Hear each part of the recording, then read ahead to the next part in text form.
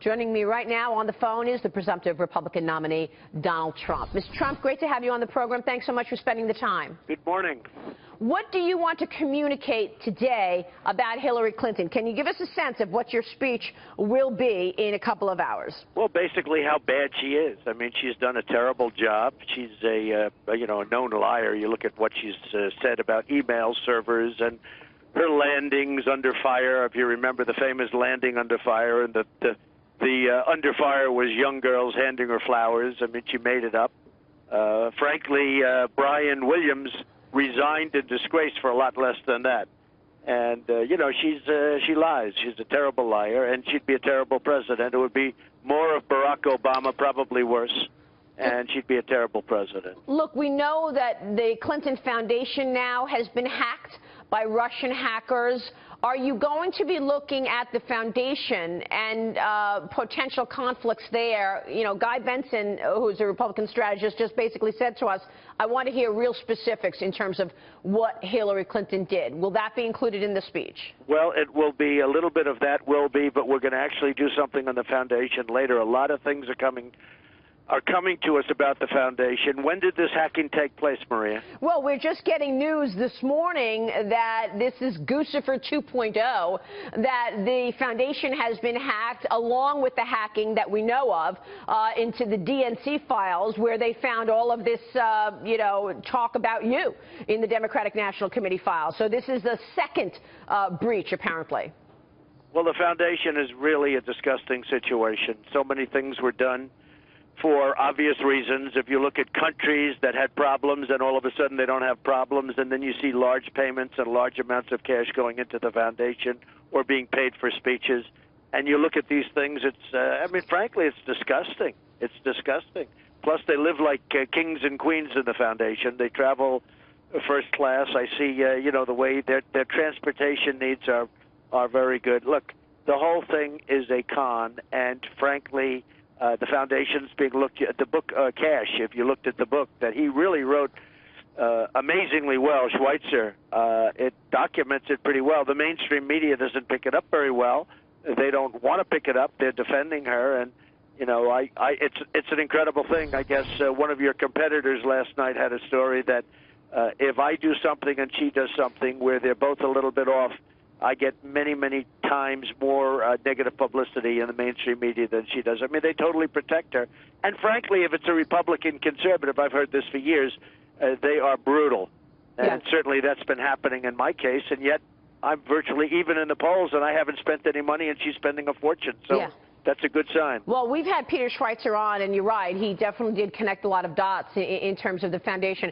Don, let me ask you about this assassination attempt, which was actually quite scary. A 19-year-old man from the UK.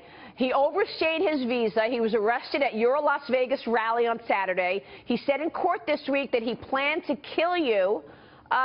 When did you first learn about this? Actually, I learned about it watching television. They didn't tell me about it, and probably they're better off not telling me about it. But I learned about it watching television, and I can tell you this. We have tremendous Secret Service, and we have tremendous police throughout this country, and I think they did a fantastic job. The policeman whose gun was tried to be, stolen by this maniac, was really fantastic. And so the police have done a great job, and Secret Service, these people are great. They don't get the kind of credit they deserve. I deal with them all the time. I see them. I watch them. I know them, and they're terrific, terrific people. Yeah, I mean, he tried to steal one of the cops' guns to take it out on you. Yeah. But he overstayed the visa is really what I'm getting at, right? I mean, he was supposed to come to this country for 90 days, overstayed it, and was able to stay here. Well, that's what's happening. I mean, look, we have no law, we have no order when it comes to many things. I mean, we're just talking about immigration. I brought up the word illegal immigration, and overstaying visas is a whole part of it. And you have probably millions of people overstaying visas. You have so many people, we have no idea who's in our country. You're going to have a very rude awakening one day in this country. We have no idea who's in our country. I mean, you look at the people, this could be one of the great Trojan horses of all time. This could be the ultimate Trojan horse. They'll replace the name Trojan horse with something else having to do with what's going on in our country. We have people coming in. We don't know who they are. We know nothing about them. We don't know where they come from. They're coming out of the Middle East, and I'll tell you what, you saw what one whack job can do last weekend. It was like terrible in Orlando, and that's one person, and we have thousands and thousands. We have millions of people coming in that aren't vetted properly, etc. So we better be careful. Our country is in very, very serious shape in so many ways, including from your standpoint, because you do a fantastic job in the world of finance. I mean, you look at our debt, $19 trillion, quickly going to $21 trillion, and all of our other problems. We better get our act together quickly. So is immigration going to be your first priority should you win the White House? No, but it's going to be one of my priorities. I have many priorities, but one of them is to also get our depleted military back into shape. We have a military that's totally depleted, and even the current people in there are saying that. And we're depleted in every way. Our roads, our bridges, our tunnels, our schools. Right. I mean, we have to rebuild our country. You go to some of these countries, you go to the Middle East, other parts of the Middle East, obviously, but you go and look at some of the things they've built, the roadways, the highways, the airports, the schools. Oh, for sure.